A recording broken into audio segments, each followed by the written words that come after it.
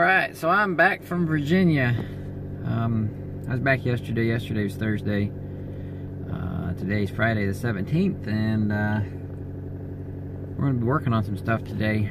Heading out to the farm. We're going to work on doing some cleanup and working on the big truck. I need to get the transmission back in it, so we're going to take the airlines off that need replaced, and I got to find a spot to get them made, but we'll get them off, and who knows what we'll get into. But first, I decided I'm going to keep my car for another month, so I got to go make the car payment. It might be a good idea. So we're going to do that, and we're going to head to the farm and do some cleanup and stuff. So see you in a minute. Alright, so I'm out here in the shop, and I need to clean up because it's a mess. I gotta get the floor swept up, get my tools put away. Like, half my tools came up missing. I have no idea where they went. A lot of my pliers and stuff. I've looked everywhere I thought I had them, because it's been a while since I've really done anything out here. Ever since I moved, I haven't really been out here, and I have no idea where anything went. So, I still haven't bought wrenches yet. I just got my metric set. But I think Case IH has a set of tools. It's Case IH branded on it. You know, it's a wrench. And like where this one says gear wrench, they say Case IH on them. They got Case IH, and then they got Case Construction. And I seen them at the Farm Science Review a few years ago. I was like, you know what? They would be cool to have. And I think they're actually made by Blue Point. They're just branded with that name on them, Case IH name. But I think I'm gonna order a set of them, because I can get from all the way from a quarter up to 2-inch, and I'd like to have a whole set. I'd buy the standard and the metric. For $180 some, I can buy the standard and the metric all the way up to like 1 inch and like 19 millimeter or something. And then I gotta order the large wrench set, which that's expensive. You gotta order that by the wrench, I think, but it goes all the way up to 2-inch. So I can order them at a later date, but I just haven't got them ordered yet. And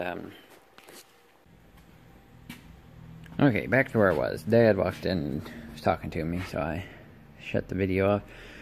But I was talking about wrenches, and then I was talking about a video I watched where a mechanic said the best tools you can have are tools you made yourself.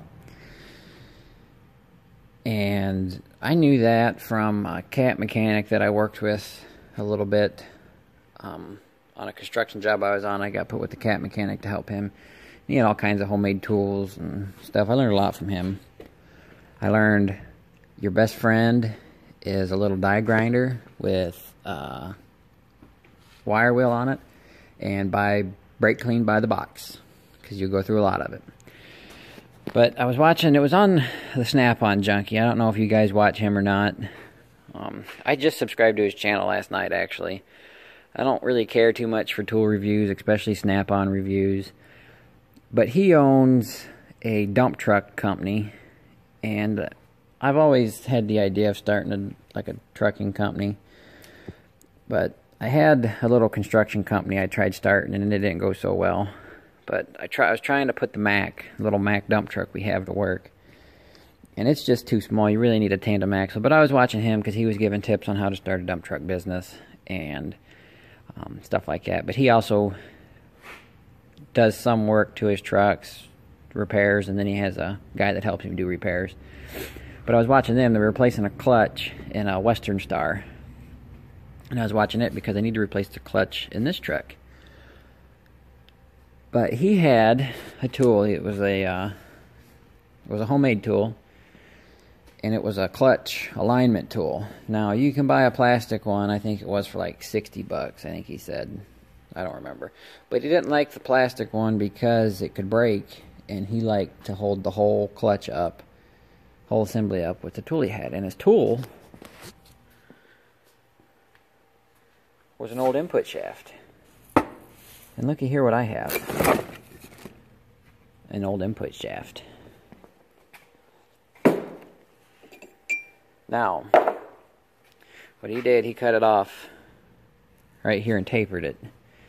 Now this here is the most expensive tool I have in my shop. And you're thinking, what? How is that expensive? That came out of your old transmission. Well, for me to get this tool, it cost me $1,300 to get my transmission fixed. So, from now on, we're going to call this the most expensive tool in my shop, even though it was free.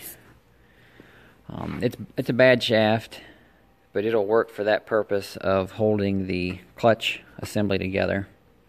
So what I'm going to do one day is I'm going to take it and cut it off and taper it, and then I'll have a clutch alignment tool. So that's that little topic I wanted to talk on. Homemade tool. I talked about the wrenches, getting the case wrenches. And there was something else I was going to talk. Oh, truck frame. I know I talked a little bit before on the frame of this truck, how it's separated real bad, and I was actually measuring it because I wanted to get a quote on what a new frame would cost. And it's a doubled frame back here up to right about here. Then it goes to a single frame. It's 1/4 inch thick, 12 inches tall. With the double frame, it's 12.5 inches tall. Well, back here where it's doubled and split, it's like 13.5 inches tall. So that's how much it's separated. And I got a quote. The quote for the frame, both frame rails, it would be 1/2 inch thick all the way down. No more double frame bull crap. With holes drilled in it, ready to put back on the truck. And that's with me shipping this frame to them shipping this frame plus the new frame back. It was like $6,500, which was a little bit more than I thought, because I priced a frame for the Lodestar, just frame sections. It wasn't a whole frame. It was basically what I put on here, this section from, I got my camera backwards, but from here to there. I think it was $500 for the set, or $500 a piece, and I can't remember. But the place I quoted them from was from Mentor, Ohio, and the place I quoted this frame from was up in Vermont, because on their website they listed that they built complete truck frames pretty much. I can order this with the cross members and everything in it. But I sent them a email wanting a quote, because I'd like to eventually change the frame on this truck. A lot of guys are redoing the old trucks, you know, and there's a lot of life left in this truck, I think, and I wouldn't mind putting this truck to work. With it having the wet kit on it, I could buy a lowboy, I could buy a dump trailer, and I could put this truck to work. Yet still have it as a collector's truck, like. And I got a lead on a 6x6 one. It's got a pretty decent looking cab on it, and I'm waiting for a price for that. And I know you're trying to get the price, CE, so I'll just wait patiently. But I'd like to change the cab on this truck and make it a little bit better. And then I'm going to send an email to that place that I got this frame from to see if they'll make me a frame for this, because I would like to put a single frame on it. Yeah, I know I already welded this frame on it, and I think we did a good job, because this was a double frame too. We basically made it a double frame again. But you can see how it's got big gaps in it, and I don't like that. And this is going to be a show truck, so I want it to be, you know, nice. And yeah, I could take and put a thin piece of steel over it and hide it, but I don't really want to, because then I got this gap, and I can stick, you know, my fingers in that gap. And they make frames like this. This frame's a little bit goofy because it goes out and then it does one of them deals, and then it gets real narrow at the front. Or not real narrow, well, yeah, it's not as tall. So I want to send them a quote to get a frame, and I gotta have the back of the frame a little bit narrower than the original frame for the new axle. It was like 3/16 of an inch or something. So they'd have to factor in the extra bend, or I would, and I got a lot of math to do on that. But that's just some of the stuff I've been thinking about, and thought I'd bring it up in a video, because I was talking to a guy from Summit Truck Bodies. And I don't know if you guys remember, but when I went out to Vegas, I did that vacation video, and there was a Lodestar that they put a mechanics box on. Well, I posted on a Facebook group that I wanted to see a video of that truck, or I'd like to see a video of that truck running. Well, the guy from Summit Truck Bodies, the heck was his title? Service manager. He messaged me when I was down in Virginia, sent me a video of it, and I was talking to him, and he said they were going to build a cab over but couldn't due to time restraints, and he said he would love to see a service body on here, but I don't really want a service body. I said I could design a custom bed, but I don't think they want to build a bed like I want, because I want like a Western hauler style crossed with a mechanics box. Because I want the back to be flat so I could haul stuff on it, pull a gooseneck, but yet I like the idea of having like two toolboxes up here. I could put tools in, straps, and then have the skirt around the bottom. And if I did that, I wouldn't put that tank on it. I would have a custom tank built to sit probably in between the frame rails or something, or have the tank built into the box. But that's a different topic for probably a different video. Because what we're going to do today, we're going to clean up, get some stuff rearranged, find some of my lost tools, hopefully. And I want to take the airlines off of this truck because I got to get them fixed so I can get the transmission back in here. I'm tired of seeing this transmission sitting here, and I would love to take this truck out and get a ride-along video for you guys, because I don't think I've done one. I recorded one, but I ended up having a fit in the video because the truck wasn't running right, and YouTube doesn't like to monetize videos where you're cussing up a storm. So we'll try that when I get that done. But you guys see I started painting the bumper black. I kind of gave the rims a shot of black. It was cold, the paint wasn't working right, but so we will get to cleaning, pick up here in a little bit. So I went off on a little tangent. I got the tractor out of the barn because it was in the way, and I thought, you know, I ought to get the hay mower and hay baler covered up. I normally have it done by this time. It's just I'm a little bit behind the ball. I know there's one guy, he commented, I'm not picking on him. He's just looking out for my equipment's well-being, and I don't blame him. But he said something along the lines of cleaning the shop out to get all my stuff inside. And I normally have the shop cleaned out, and I have all the power equipment in the barn, but I always leave my mower and hay baler outside, and I normally cover them up with the tarp. And this baler, I'm not too concerned with it because it does have covers over everything. Now, I mean, stuff can blow in and get into the knotters, but it's not that hard. What was I going to say? I don't know. I heard that truck and I lost my train of thought.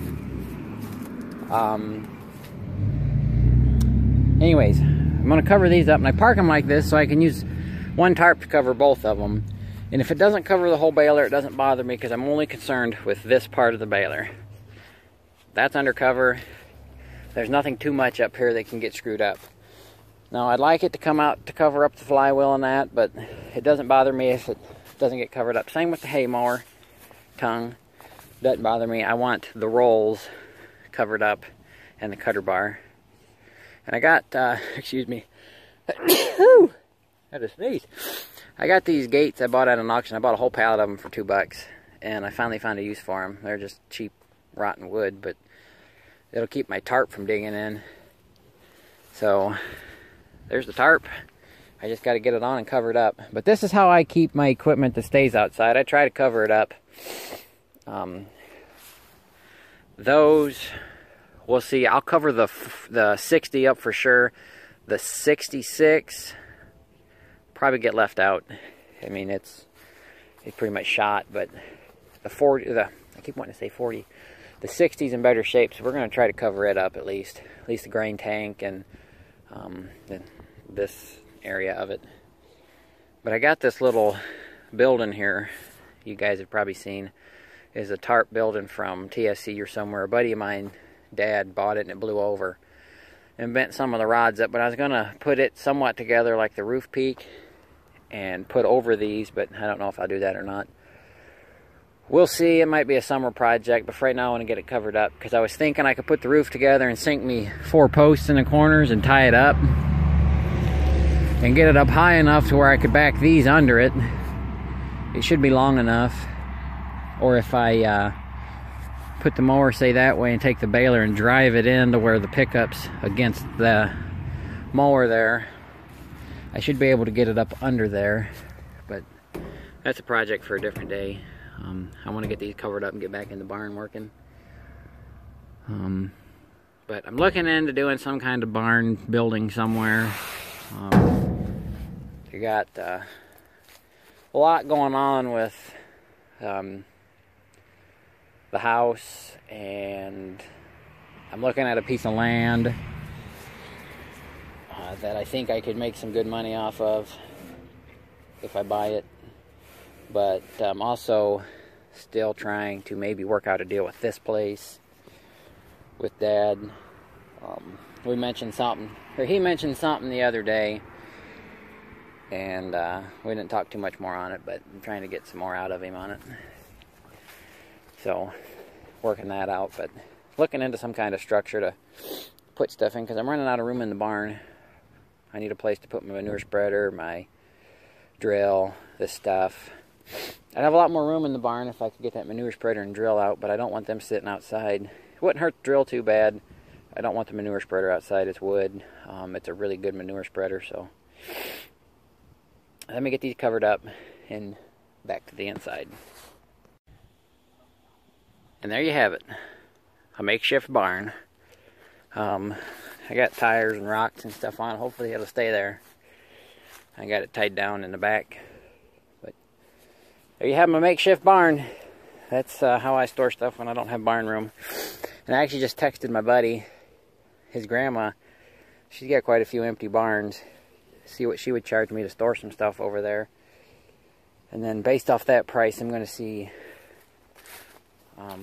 how that would factor into buying a building of some sort. So, I know Dad talked a few years ago, and then over here we were going to build a barn to put the combine in. So maybe I can talk him into letting me build a barn there to put my stuff in. Because I'd like to keep my tractors over there, my equipment, farm equipment over there, and that international truck, the tractor there. I would like to keep it inside until I get the cab fixed on it so it doesn't fill up with water and stuff. So, but let me get back to working in the shop. I'll actually probably feed my animals first before it gets dark. It's about feeding time for them. So, let me get that done. We'll get back into the barn working. As I was feeding the goats, I noticed it's about time to clean their pen out. So, I was thinking I might have to switch the cylinders from that loader to this loader. And my brackets I'm missing, and put that loader on the M and try it out. Try cleaning the goat pen out with it. So, I'll have to see what all it would take. Shouldn't be too much. Pins and some bolts and some line changes, and should be ready to go. So, alright. I'm done feeding. I'm going to go work in the barn now. So, I got some stuff moved around. I put the 4010 over here, and I put the M and the C over here. The M and the C were too hard to walk around on the other side of the barn, and they barely fit over here. I was trying to leave enough room I can walk around the truck and get to the door and walk around the door, and it just barely had enough room. So I swapped them around. I put the transmission on this little cart so I can roll it under the truck out of the way for right now. And that's as far as I'm going to be able to get tonight. I got some friends coming over, so I didn't get much done, but I got just enough done. I got the hay mower and baler covered, and that's done and out of the way.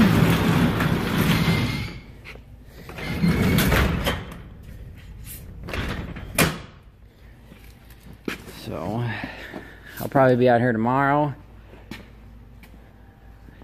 moving tools, finding tools, stuff like that.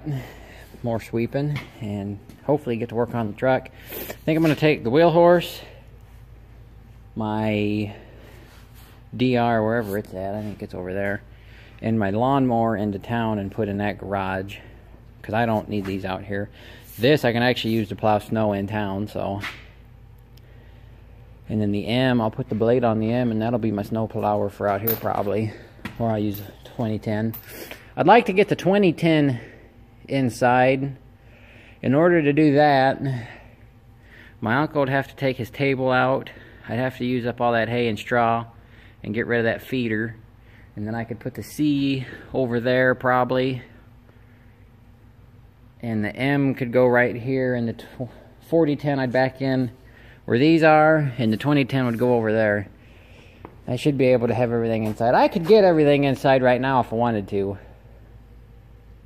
I could put the 4010 right here, but I don't want to put all that stuff over here in the way until I get this tractor back in, or this transmission back in. And if I had this semi out of here, I could get everything and then some in here. And actually, if I push this tractor back, this road tractor, a little more, I could probably get everything in here. But I want to try to get that transmission in before Christmas. We'll see how that goes. Dad goes deer hunting on the weekend, so I'd have to get somebody to help me or try it myself. It shouldn't be that hard. I got to get a little bit bigger caster wheel for my motorcycle jack, because it's hard to move that, hard to roll it around on the concrete. Drug, it's right on that seam. The seam's not level. So, but I want to get this back up and going. Be done with it. I need to get my F-150 in here, and it needs some attention. Needs some attention bad. So, but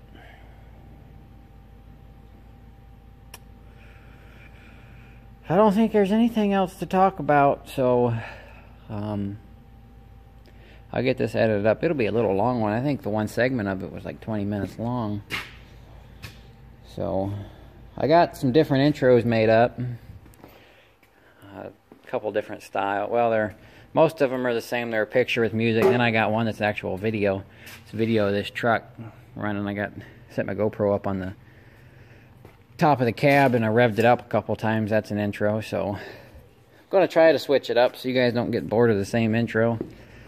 Be different pictures. Some of them will have the same music, but I think I've got a different tune for every picture. So I might try the one with the truck revving up.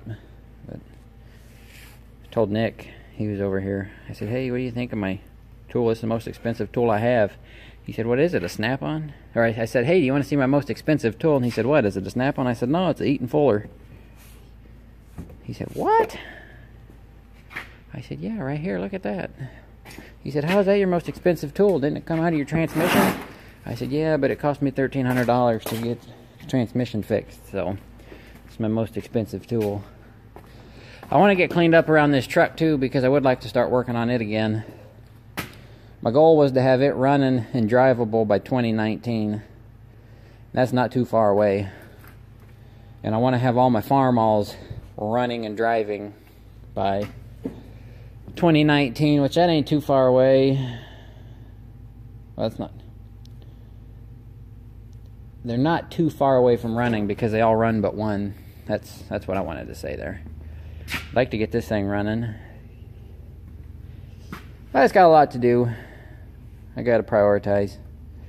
So I got other stuff that needs done too. Goat pasture to put up, a house that needs work done. You know, the usual, the I got too many project type deal. But hey, at least I have enough stuff to do when I retire in 50 years. So we're going to shut her down. I'm going to go home and hang out with some friends. So catch you guys on the next one.